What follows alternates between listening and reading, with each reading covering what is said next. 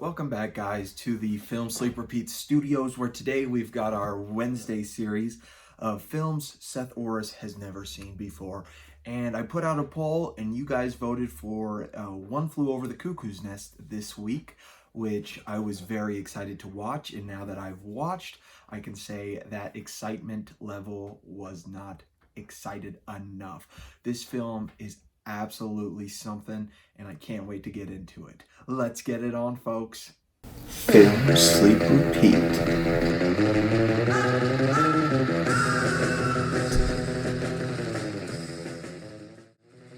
Go make yourself a drink, and a review is coming in 2 shakes of a lamb's tail.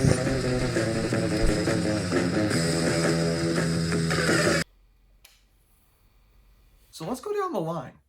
This movie, first of all, One Flew Over the Cuckoo's Nest, for those of you who don't know it, it's about a man named McMurphy who gets admitted into a psych ward, as it were, and he's in prison. Well, he's in jail before that, and then he gets admitted there, and it's kind of ominous throughout if he actually is crazy or if it's kind of a workaround, and they're kind of working through that.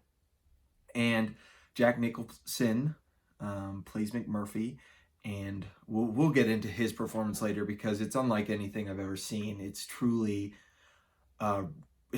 captivating. He's so good in the movie. This movie did win Best Picture back when it did come out.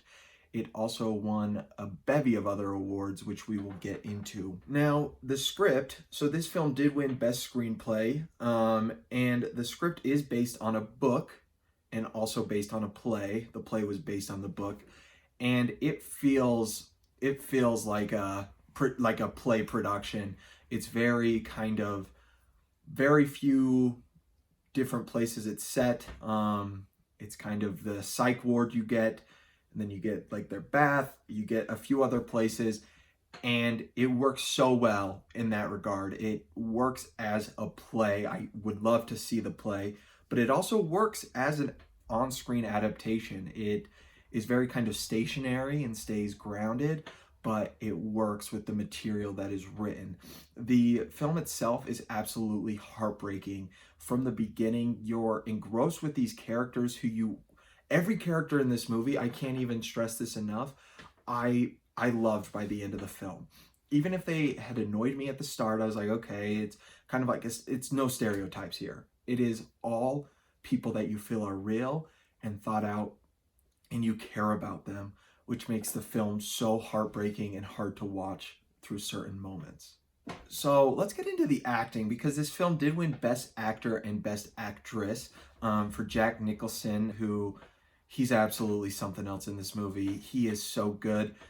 He plays something I've never seen Jack Nicholson play, which is, a lot of people say he plays the same character in every movie, which I disagree with. You watch a film like this, and then you watch a film like The Departed, there's bits of character like that are the same, but he's playing completely different, characters in that way. Same with The Shining. He does crazy pretty well. I will say that. He kind of plays loony throughout this film pretty well, and he never makes us stop laughing. He never makes us stop caring, and he wears his heart on his sleeve in this movie, which I really appreciated.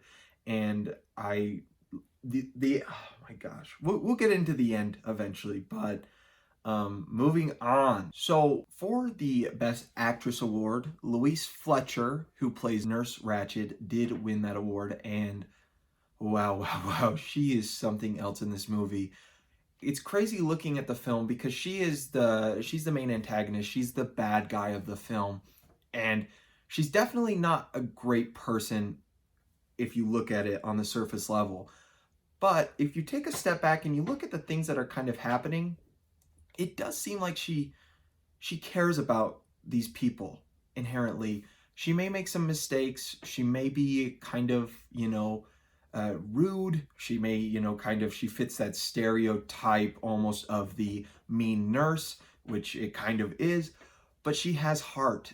And her and Jack Nicholson's back and forth are insane. There's a lot of scenes where it's therapy sessions. There's about 4 or 5 of them in the film, and every single scene She has that look of pure just she just looks so awful and so mean. And I personally watching, I was like, my gosh, I feel like she's got heart, but she's also so evil, and I don't like her because she's the antagonist. They set it up so well.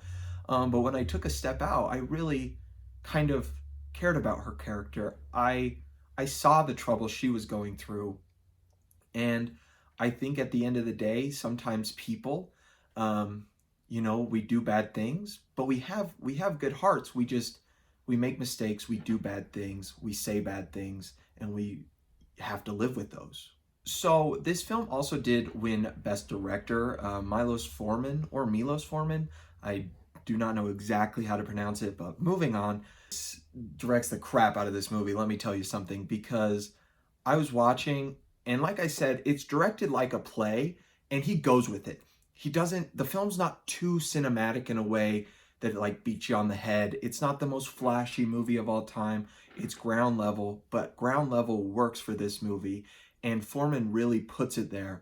The scenes, the therapy scenes, the way he directs his actors, and the way he directs the camera, the cinematography, and everything is beautiful.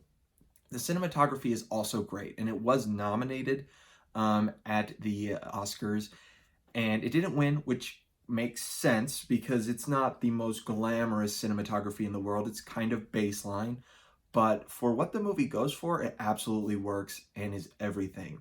Another thing I really enjoyed about this movie was the score.